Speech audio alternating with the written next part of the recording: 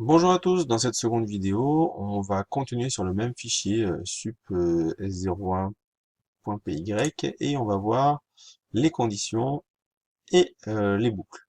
Donc les conditions, ça va nous permettre de faire un test, et si ce test est vrai, on va pouvoir faire certaines choses, et si il est faux, on pourra faire autre chose.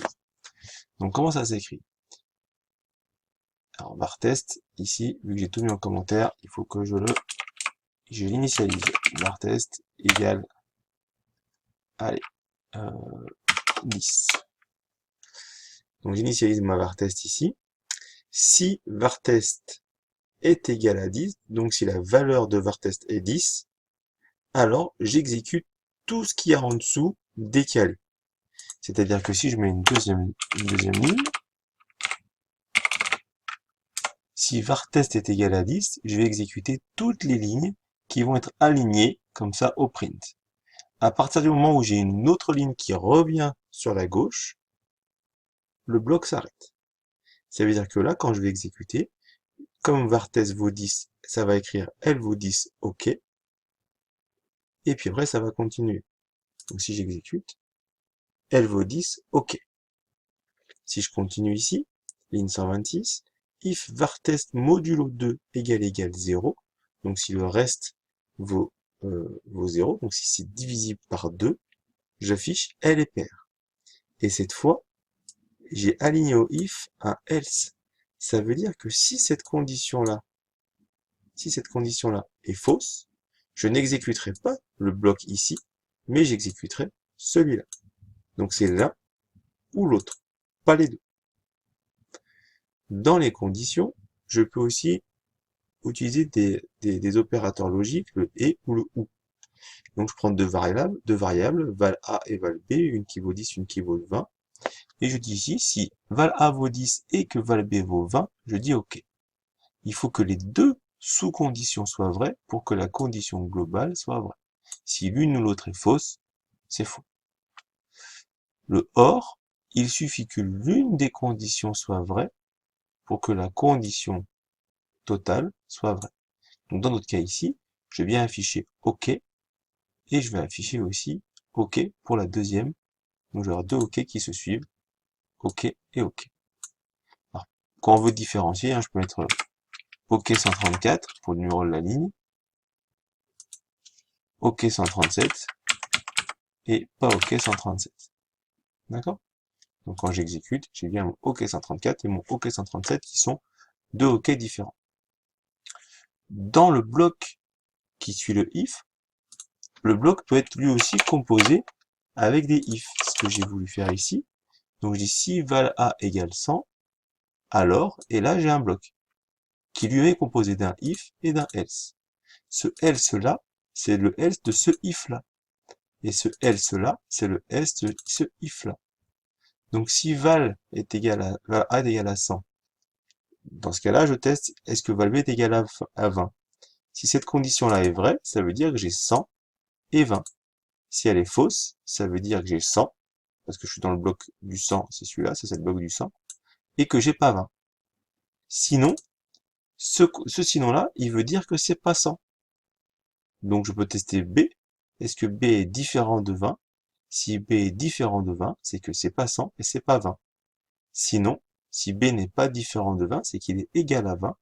Du coup, c'est pas 100, mais c'est bien 20. Donc si j'exécute ici, pas 100, pas 100 et 20. Donc le passant en haut, ici, de la ligne 150, et passant et 20 ici. Et ça, on peut l'imbriquer autant que nécessaire. La troisième possibilité ici, c'est d'utiliser le elif. C'est une compression de else et if. Si val égale 10, je fais print 10 OK. Sinon, si val égale 20, donc c'est pas égal à 10, mais si c'est égal à 20, je fais 20 OK. Sinon, si elif, si val est égal à 30, je fais 30 OK. Else, ça veut dire que c'est ni 10, ni 20, ni 30, c'est autre chose. Je mets, c'est pas 10, c'est pas 20, c'est pas 30. Vous pouvez utiliser n'importe quelle version de if. L'important, c'est de bien comprendre ce que chaque version fait. Je vous invite à mettre pause sur la vidéo et à tester au fur et à mesure sur une console Python pour être sûr que vous ayez bien compris. Le dernier point à voir sur cette vidéo, c'est la notion de boucle. La boucle, ça va être une instruction qui va nous permettre de recommencer quelque chose autant de fois que nécessaire. Donc, comment fonctionne une boucle? On va avoir une condition ici. Si la condition est vraie, on va exécuter le bloc qui est dessous. Une fois que le bloc est exécuté, je remonte pour réévaluer la condition. Si la condition est toujours vraie, je refais. Et tant que la condition soit vraie, je vais recommencer, je vais boucler. Donc il est important aussi d'avoir une condition d'arrêt qui va faire en sorte que la boucle s'arrête à un moment. Dans quel cas on utilise les boucles? Premier cas d'exemple, dans le cas d'un compteur. C'est-à-dire qu'on veut compter 3 fois, on veut faire une instruction 3 fois. Pour différentes raisons, mais on sait qu'il faut qu'on recommence 3 fois. Donc pour faire un compteur, on va initialiser une variable compteur qu'on initialise à 0, et on va dire que tant que le compteur est strictement inférieur au nombre de fois qu'on veut boucler, ici 3, je vais faire ce que j'ai à faire, donc je vais juste faire afficher, mais ça pourrait être, je pourrais mettre ici 10, 15, 20, 30 lignes, et surtout, je vais incrémenter mon compteur de 1. Donc si j'exécute ici, j'ai bien 0, 1, 2, et donc j'ai bien bouclé 3 fois. Si vous initialisez le compteur à 1, il faudra faire un compteur inférieur ou égal à 3 pour boucler 3 fois aussi. Deuxième exemple, si je veux faire une somme de valeurs, par exemple ici dans l'exemple c'est je veux jeter un dé NB fois, donc 10 fois, d'accord. Pour l'exemple je vais mettre 3 fois, ça ira plus vite. Et à la fin des 3 lancers, je veux savoir combien de points j'ai fait. Donc à chaque lancer, je vais saisir le nombre affiché sur le dé, et au bout de 3 fois, je vais m'arrêter et dire que j'ai obtenu la somme des points. Donc le nombre de lancers ici, c'est le nombre que je veux faire. La somme des points, j'initialise à 0. Le compteur pour le nombre, pour savoir combien de fois j'ai déjà lancé, j'initialise à 0. Et tant que le compteur est inférieur strictement au nombre de lancers, je vais recommencer le bloc suivant. Je vais faire saisir la valeur sur le dé. Je vais transformer cette saisie en entier. Je vais additionner ce lancer, cette valeur à la somme, et je vais augmenter mon compteur de 1. Et si j'exécute ici, alors vous voyez pas très bien, voilà. Si j'exécute ici, valeur pour le dé, je vais dire 6, puis après j'ai refait 6, puis après j'ai fait 5, et donc vous avez obtenu 17 points. C'est la ligne qui est ici. Donc j'ai mon affichage chaîne de caractères, la valeur de ma variable, et la chaîne de caractères point. Les points importants ici, l'initialisation des variables utilisées, la boucle, et ici j'ai mon compteur qui va me permettre de faire que ma condition d'arrêt soit fausse à un moment, c'est-à-dire que le compteur lancé ne sera plus inférieur à nombre de lancés, et je m'arrêterai pour faire la ligne 187. L'exemple d'après, c'est pas un exemple à suivre, mais c'est un exemple qui va sûrement vous arriver à un moment. C'est quand vous faites une petite boucle et que vous oubliez soit de faire évoluer la variable de la condition d'arrêt, soit vous la faites évoluer dans le mauvais sens. Là, j'initialise ma valeur à 10, je dis tant qu'elle est à 50, je boucle, inférieure à 50, je boucle, sauf que dans mon code, je lui enlève 1 à chaque fois. Donc elle va être de plus en plus inférieure à 50, et donc ça va jamais s'arrêter. Donc là, il faut bien penser à sauvegarder avant, d'accord, parce que ça peut planter. Et quand j'exécute ici, j'ai mon jeu des dés qui recommence, je vais mettre un commentaire, et ici, j'ai ma variable qui se décrémente. Donc là, il faut vite arriver à cliquer sur le stop, keyboard interrupt, d'accord, pour arrêter la boucle infinie qui ne s'arrêtera jamais, ou qui s'arrêtera quand vous aurez saturé ou la mémoire ou la capacité du type de la variable.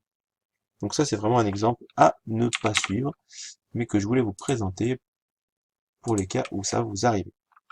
Dernier exemple pour cette vidéo, la saisie protégée version 1, c'est-à-dire qu'elle n'est pas optimale, mais elle est déjà utilisable en l'état. Donc j'ai tout remis en commentaire le reste. Hein. Donc ici, quelle est l'idée? C'est que je vais faire saisir une valeur à l'utilisateur et je vais lui imposer de saisir une valeur dans un certain intervalle. Donc là, tant qu'il n'a pas saisi la valeur dans le bon intervalle, je vais lui dire qu'il a une erreur, il faut l'informer qu'il y a une erreur, Et deuxièmement, je vais lui faire ressaisir. Et ça ne s'arrêtera que lorsqu'il aura saisi la valeur dans le bon intervalle. Moi, je veux qu'il saisisse une valeur dans l'intervalle 0,1. Donc, je lui demande de saisir une valeur dans l'intervalle 0,1. Je bascule sa valeur en entier. Alors, je ne le fais pas directement dans le input, je préfère le faire ici parce que on verra que si jamais il saisit des chaînes de caractères, ça va planter là. Donc, il faudra dans la version 2, qu'on gère ce cas de figure. Pour l'instant, on suppose que la personne va juste saisir des valeurs.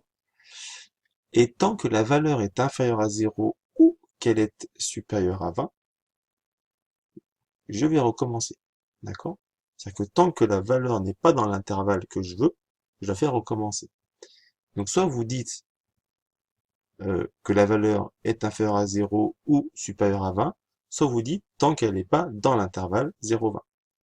On peut dire des deux manières. D'accord? À vous de trouver la façon d'exprimer la condition la plus simple. Donc tant qu'elle n'est pas dans l'intervalle ici, je lui dis que la valeur n'est pas dans l'intervalle 0,20 et je lui demande de ressaisir une valeur. Et je la reconvertis en entier et je réévalue ma condition. C'est-à-dire que si j'exécute ici ma valeur, je mets une valeur 150, il me dit la valeur n'est pas dans 0,20. Je lui mets 12 et elle est dans 0,20. Et il s'arrête. Je suis désolé, j'ai un petit décalage ici. On peut le retester avec des valeurs négatives. Moins 15. Je vous dis, je marque moins. Alors ça pareil, ça vous arrivera souvent à décrire ici, dans la zone de code. Il faut bien penser à aller cliquer dans la console pour écrire moins 15. Moins 15 n'est pas dans 0,20. Et si je mets coucou, il me fait planter, puisque il va faire un int de coucou, et il me dit qu'il ne peut pas convertir coucou en entier, CF la première vidéo. Voilà pour cette vidéo, je vous laisse faire les exercices marqués sur le Moodle.